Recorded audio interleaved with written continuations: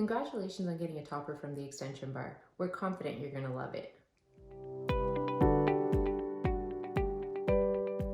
If you're like many of our customers, you prefer to wear your topper to the side. In this video, we're going to show you how to change the parting of your topper.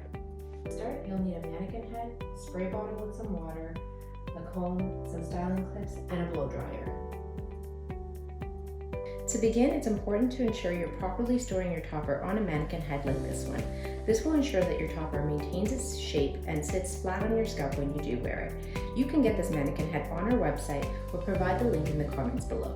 Mannequin heads also help ensure that you have a secure base for when you're styling and drying your topper after each use. Start by securing your topper on a mannequin head like this. You can use a pin to secure it in place, but avoid touching the clips with the pin.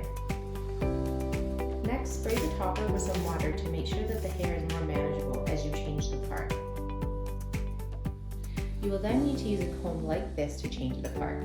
Avoid changing the part right over one of the existing clips, otherwise it will start to lift. Once you have the part where you want it, use clips like this to secure the hair in place. Now it's time to blow dry the hair in that direction. Any blow dryer is fine, but if you have a blow dryer with a comb head like this, it makes it much easier.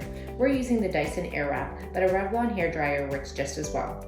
To blow dry, you want to ensure that you comb in the direction of the part while blow drying. This will help redirect the hair to its new part. Like your own hair, your new part takes some time to settle in. You may want to leave the clips in overnight to help hold it in place. Now that you've changed the parting on your topper, you're ready to wear it with confidence. If you have any questions, feel free to reach out to the tech team at info@theextensionbar.org. Thanks for watching.